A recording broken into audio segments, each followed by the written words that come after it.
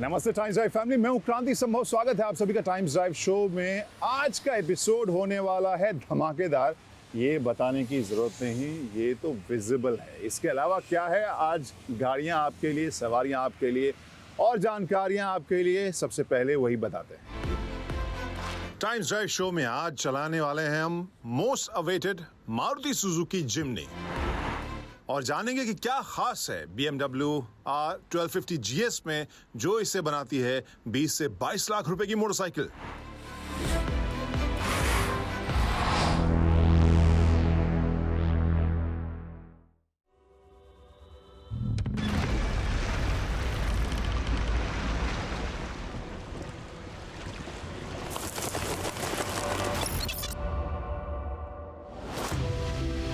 तो Maruti Suzuki Jimny को लेकर बहुत से कार प्रेमी थोड़े कंफ्यूज थे कि इसका जिप्सी के साथ क्या रिश्ता है। तो आपको बताया कि गंगाधर ही शक्तिमान है। दरअसल जिम्नी जिप्सी के ही अगले जनरेशन का हिस्सा है। 1970 में जिस छोटी एसयूवी को सुजुकी ने तैयार किया था, उसका दूसरा वर्जन या दूसरा जनरेशन 1981 में आया था। और इस जनरेशन से हिंदुस्तानी कार प्रेमी सबसे ज्यादा फेमिलियर हैं, क्योंकि यही वो शेप या डिजाइन है जिसे हमने हिंदुस्तान में जिप्सी के नाम पर चलते हुए देखा। थर्ड जनरेशन 1998 में आया था और फोर्थ जनरेशन आया था 2018। जी हाँ, 2018 में, जिसे आज हम हिंदुस्तान में देख रहे हैं। वैसे ही दिखने वाली एक जिम्नी, लेकिन एक ट्विस्ट के साथ, और वो ये कि इंटरनेशनल मार्केट में 3 दरवाजों वाली जिम्नी बिकती है सिर्फ। हिंदुस्तान के लिए 5 डोर जिम्नी, जैसा मारुति शुरू से कह रही थी, वही लेकर वो आई है। गाइस, बहुत कम ऐसी गाड़ियां इंडियन कार इंडस्ट्री में रही हैं जो इतनी बार लॉन्च हुई हैं कि आप भूल गए होंगे कि हर दूसरे हफ्ते, हर दूसरे महीने कोई ना कोई लॉन्च की खबर हम देखते थे कि जिम्नी आ रही है जिम्नी, आ गई जिम्नी। और फाइनली जिम्नी आ गई है, जिसे हम चलाने के लिए पहुंचे हुए हैं देहरादून के पास से। क्रीबो बेड में बहुत ही जिम्नी सेंट्रिक या जिम्नी फोकस ट्रैक यहाँ पर चुना गया है। ऑफ रोडिंग होगी, पानी के अंदर गाड़ी जाएगी, इसकी कैपेबिलिटी देखेंगे और जो हार्डकोर ऑफ रोडिंग की बात होती है, वहाँ पर इसका परफॉर्मेंस कैसा होता है वो आज हम जानेंगे।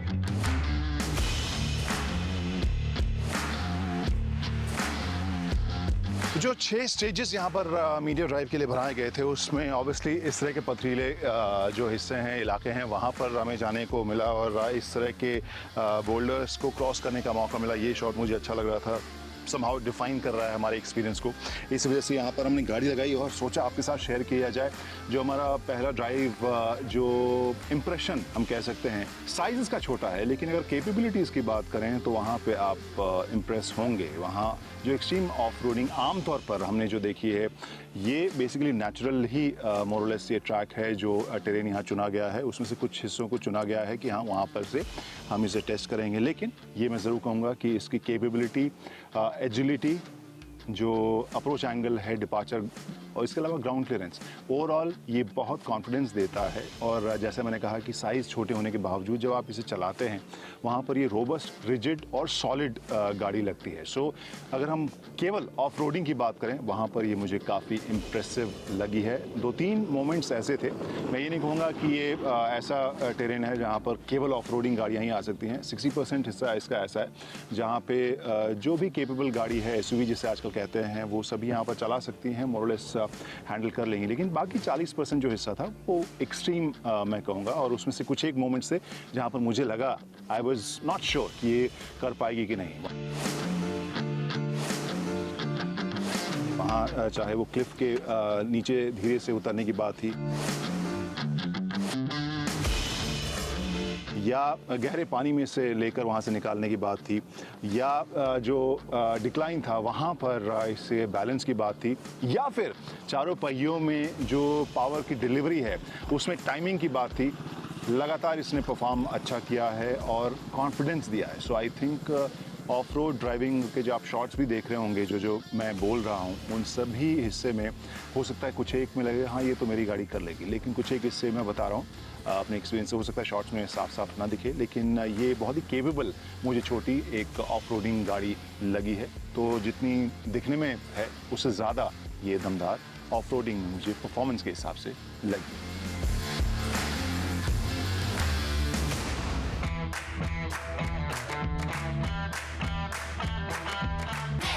गाइस, अब ऑन रोड एक्सपीरियंस कैसा है इस मारुति सुजुकी जिम्नी का, वो आपको बताते हैं। सड़कों के ऊपर, आम सड़कों के ऊपर हम देहरादून के आसपास इसे ड्राइव कर रहे हैं। वहाँ तीन चीज़ें मुझे सबसे पहले अलग लग रही हैं। अगर मैं आमतौर पर जो मारुति सुजुकी की बैजिंग के साथ आने वाली गाड़ियाँ हैं वो और जिम्नी को कंपेयर करूँ, सबसे पहली चीज़ जो स्टीयरिंग व्हील आपको हैवी थोड़ा ज़्यादा रिजिड लगेगा, जो आमतौर पर हम नहीं देखते। काफ़ी सॉफ्ट स्टीयरिंग व्हील हम आमतौर पर मारुति गाड़ियों में देखते हैं। दूसरी चीज़ जो ख़ास है, जो गियर शिफ्ट आपको फिर वो भी थोड़ा सा रिजिड, एक्स्ट्रा हैवी ज़रूर लगेगा। प्रिसाइज है, इसमें कोई दिक्कत नहीं है। फिलहाल हम लोग मैनुअल ट्रांसमिशन चला रहे हैं, लेकिन जो आमतौर पर वो भी हमें आदत है, बहुत ही सॉफ्ट गियर शिफ्ट आपको देखने को मिलता है मारुति सुजुकी गाड़ियों में। उससे ज़्यादा ये थोड़ा रिजिड, सॉलिड सी फील देता हुआ नजर आता है।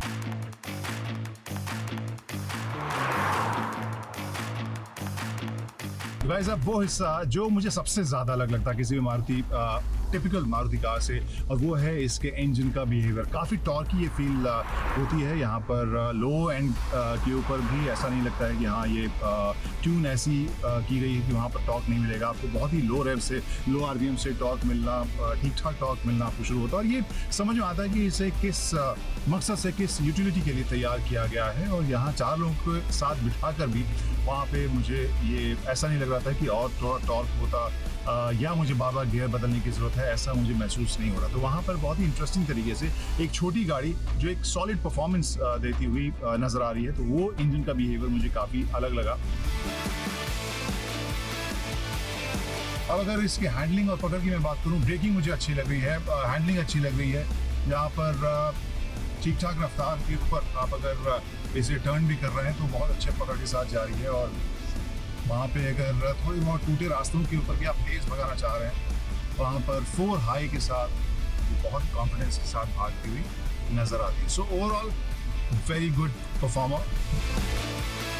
सेफ्टी फीचर्स की अगर बात करें तो 6 एयर बैग्स आपको मारुति सुजुकी जिम्नी में स्टैंडर्ड मिलेंगे हर एक वेरिएंट में।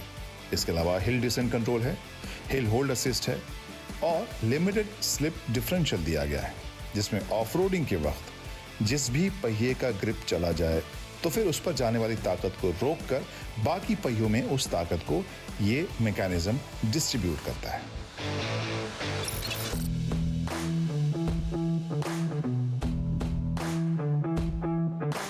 तो दोस्तों, अब जिम्नी के अंदर की कहानी, ये रेट्रो कूल डिज़ाइन में, ये जो रेक्टेंगुलर या आई गेस स्क्वायरिश हाउसिंग में तो आपको इंस्ट्रूमेंटेशन के हिस्से मिल रहे हैं। आपको लेफ्ट साइड में टैको, राइट साइड में स्पीडो मिल रहा है। वहीं बीच में जो स्क्रीन है उसमें आपको यहाँ फिलहाल driving time, seat belt reminders, fuel gauge और जो 4 व्हील ड्राइव में ये इंगेज है गाड़ी, उसका साइन आपको वहाँ पर देखने को मिलेगा।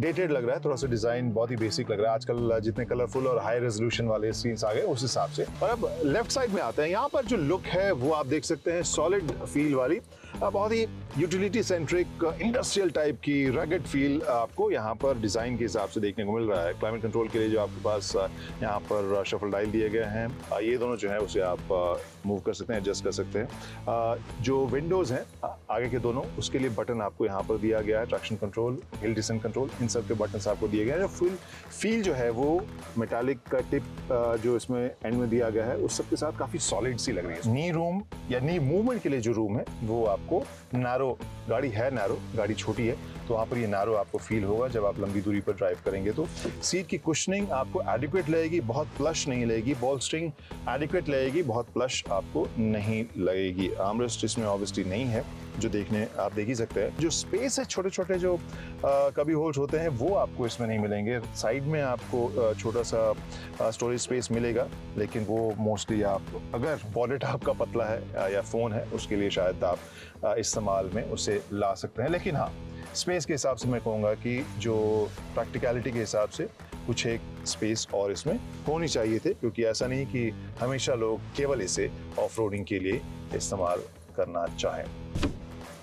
तो गाइस अब वो हिस्सा जो इस जिमनी को दुनिया भर की जिमनी से अलग बनाती है। इंडिया में ही आपको पता है 3 डोर जिमनी के लिए मारुति ने शुरू से ही मना कर दिया था और हम टेस्टिंग देख रहे थे 5 डोर जिमनी की, और फाइनली वही 5 डोर जिमनी जो आई है उसमें अब सेकेंड रो एक यूनिक तरीके से आपको एंट्री यहाँ पर मिल रही है। तो ओवरऑल सेकेंड रो की कहानी 2 लोगों के लिए मुझे कंफर्टेबल लग रहा है। एवरेज हाइट के इंडियंस के लिए, पैसेंजर्स के लिए ये मुझे कंफर्टेबल लग रहा है। नी रूम, लेग रूम के हिसाब से थाई सपोर्ट थोड़ा सा और बेहतर हो सकता था।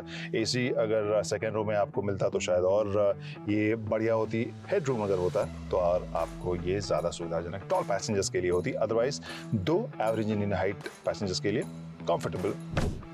तो गाइस अब इस लगेज स्पेस की भी बात करें तो ये जगह आपको बहुत ज़्यादा तो नहीं लगेगी, लेकिन आई गेस जिस तरह से इसकी पर्सनालिटी है वहाँ पर इतनी ही जगह इसमें निकल कर आ रही है। शेप के हिसाब से भी आपको यहाँ पर भी एक लाइट देखने को मिलेगा, 12 वोल्ट का पॉइंट आपको देखने को मिलेगा, और जो हिंजेस हैं जिस तरह से बॉडी कलर है वैसे ही हिंजेस का कलर आपको यहाँ पर सीट का देखने को मिल रहा है। सो जैसे मैंने कहा कि काफ़ी रगेड, काफ़ी हार्डकोर ऑफ रोडिंग मशीन वाली इसकी फील है, तो वो सारे छोटे छोटे एलिमेंट्स में भी आपको इसमें देखने को मिलेंगे।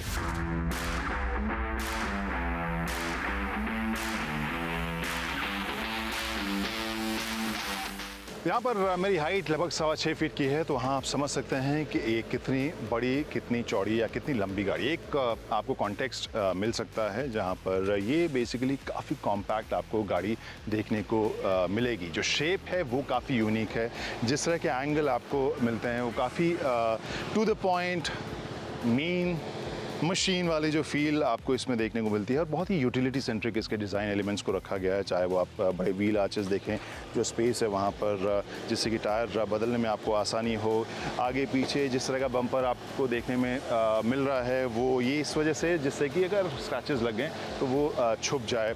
इसके अलावा बहुत सारे एलिमेंट्स ऐसे हैं जो कि पुराने जनरेशन के जिमनी से कंपनी ने लिए हैं, चाहे वो सर्कुलर आपको हेडलैम्प देखने को मिलेगा या आपको 5 स्लैट यहाँ पर फ्रंट जो ग्रिल है वो देखने को मिले, और जिस तरीके से क्लैम्प शेल वाला आपको ये बोनेट का कवर मिल रहा है, ये सब फील आपको पुरानी जिप्सी वाली ज़रूर आपको इससे मिलेगी।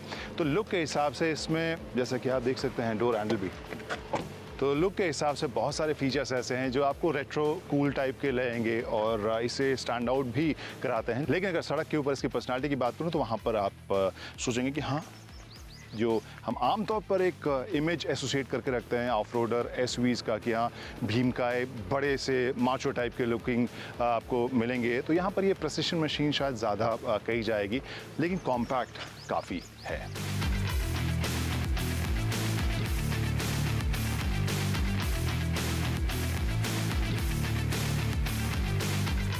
गाइस आखिर में वही वर्ल्ड फेमस सवाल इन देहरादून की बिंदु कहाँ विश्राम करती है, और वहाँ पे इंटरेस्टिंग होगा इसकी पोजीशनिंग और प्राइसिंग, क्योंकि जो प्रोडक्ट है उसके मामले में मैं ज़रूर कह सकता हूँ कि ऑफ रोडिंग के मामले में बहुत ही ब्रिलियंट मशीन है, but day to day usages के लिए कुछ एक चैलेंजेस हैं, चाहे वो स्पेस की बात करें या कुछ एक फीचर्स की बात करें, प्रैक्टिकल स्पेसिस की बात करें, वहाँ पर बेहतरीन गुंजाइश है। तो यहाँ दूसरा एंगल ये भी है कि इस तरह की गाड़ी न सिर्फ आप खरीदते हैं अपने वीकेंड शौक के लिए, बल्कि एक स्टेटमेंट देने के लिए, रोड प्रेजेंस के लिए, वहाँ पर ये छोटी भी आपको लगती है गाड़ी, और 4 लोगों के लिए आपको ये ठीक ठाक गाड़ी लगती है। लंबी दूरी के लिए हो सकता है कि पीछे स्पेस की थोड़ी सी फाइट हो। तो इन सभी पॉइंट्स के साथ एक कॉम्प्लेक्स पैकेज के तौर पर जिमनी मुझे जरूर नजर आती है। केपेबल है, परफॉर्मेंस ओरिएंटेड है, but at the same time छोटी है, तो यहाँ कीमत मुझे लगता है कि काफी कॉम्पिटिटिव कंपनी को रखना पड़ेगा, जिससे कि इस तरह के मशीन को अगर या इस तरह के प्रोडक्ट को डेमोक्रेटाइज करना चाहें तो। और आपके हिसाब से प्राइसिंग क्या सटीक होगी वो हमें कमेंट्स के जरिए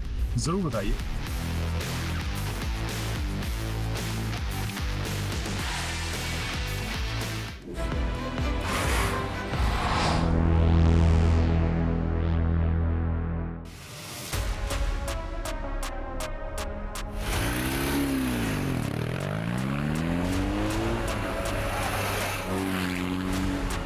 हाल फिलहाल में मेरी सोच बनती जा रही है कि इंडिया में एडवेंचर बाइक्स शायद सबसे बैलेंस्ड पैकेज हैं बाइकर्स के लिए।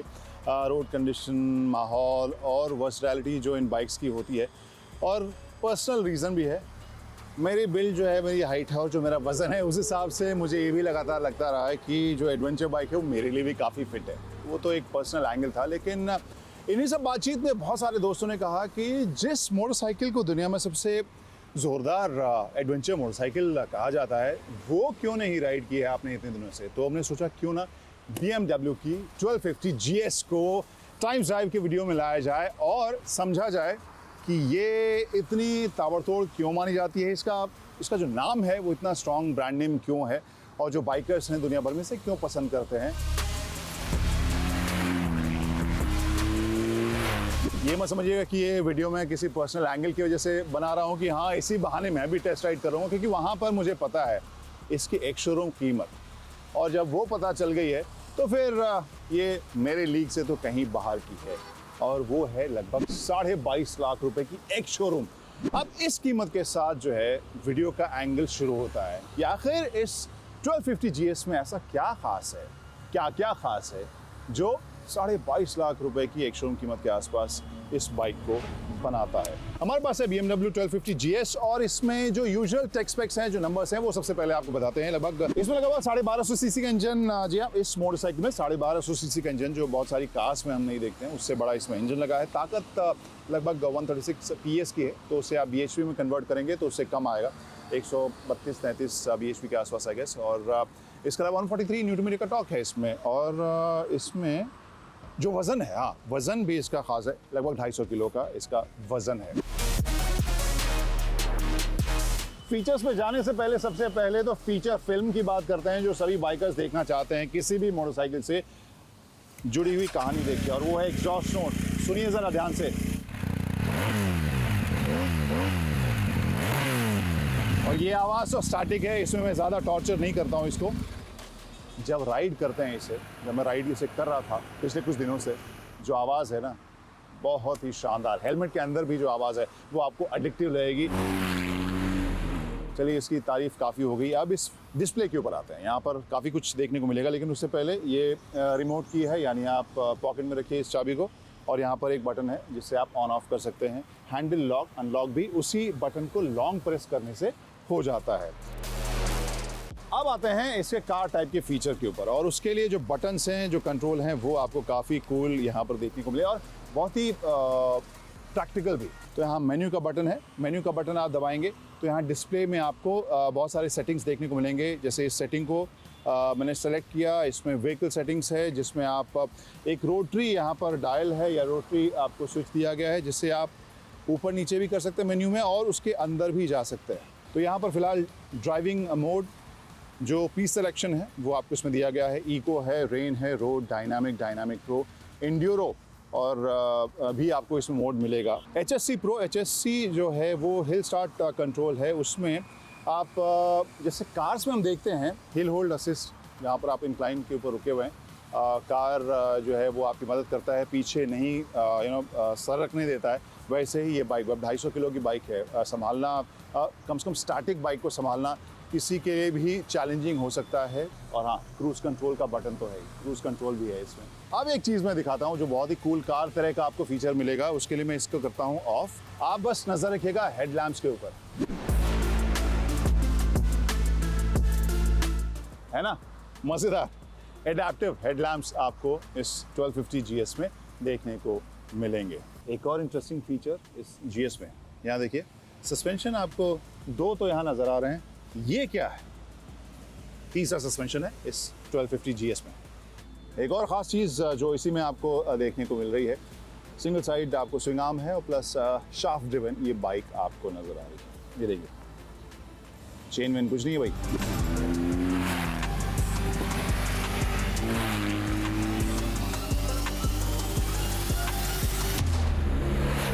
तो कुछ हिस्से आपको हमने बताया जो मेस्मराइज कर रहे थे। बहुत ही इंटरेस्टिंग फीचर्स हैं इसमें जो इसे खास बनाते हैं बाइक को। अब बात करता हूँ उस एस्पेक्ट की जिसने मुझे वाव किया। ऑब्वियसली वो इसका परफॉर्मेंस ही था। ये अपनी हैंडलिंग, परफॉर्मेंस और मुश्किल रास्तों पर जाने वाली बाइक के तौर पर ये पूरी दुनिया में जानी जाती है। और वहाँ पे ये मैं बता दूँ कि कोई इंटरकॉन्टिनेंटल या क्रॉस कंट्री टाइप के राइड पर मैं नहीं गया था, रेगुलर कम्यूट पे गया था। और इसके अलावा ऑफिस ख़त्म करने से पहले या ऑफिस से पहले जो इसे भगा सकता था, जहाँ पे खुली सड़कों के ऊपर या अच्छी जगहों के ऊपर जहाँ पर इसको आप पूरी तरह से एक्सपीरियंस कर सकते हैं, वहाँ पर इसने मुझे इम्प्रेस किया। अगर मैं रेगुलर राइडिंग की बात करूँ, आप निकल रहे हैं, पार्किंग से निकाल रहे हैं, अपने कॉलिंग से निकल रहे हैं, ऑफिस के पार्किंग में लगा रहे हैं, इन सभी जगहों के ऊपर या ट्रैफिक से गुजर रहे हैं, वहाँ पे ओवरवेलमिंग ये मुझे नहीं लगती है। जी हाँ, बड़ी है, हैवी है, थैंक्स टू माय हाइट मुझे वो वाला हिस्सा इंटिमिडेटिंग नहीं लगता जहाँ पर इसकी हाइट ज़्यादा है। लेकिन बावजूद इसके मैं कहूँगा इंजन परफॉर्मेंस, इंजन हीट, ये सभी मुझे मैनेजेबल लगे इस कंडीशन में भी। अभी तो फिर थोड़ा सा ओवरकास्ट है, बट मैं गर्मी की बात कर रहा हूँ, धूप की बात कर रहा हूँ, वहाँ पे भी इसका जो परफॉर्मेंस था मुझे मुश्किल में डालने वाला नहीं लगा, ट्रैफिक में भी और रेगुलर राइड में भी। इसके अलावा जैसे मैंने कहा कि यूजेबिलिटी में जो ईजीनेस है वो इसकी राइडिंग पोजीशन और सस्पेंशन का भी है। भारी है, भरकम है, तेज़ रफ्तार में अगर मैं इसे टर्न भी कर रहा था वहाँ पे भी इसकी हैंडलिंग, तेज़ रफ्तार में इसे टर्न भी कर रहा था वहाँ पे भी इसका कॉन्फिडेंस बहुत ही ज़ोरदार था। But at the same time जो सस्पेंशन का सेटअप है वो काफ़ी कंफर्टेबल मुझे लगा। तो ऐसा नहीं था कि स्पोर्टी बिहेवियर है तो बहुत ज़्यादा रिजिड आपको हिसाब किताब मिलेगा। So overall very balanced and very impressive.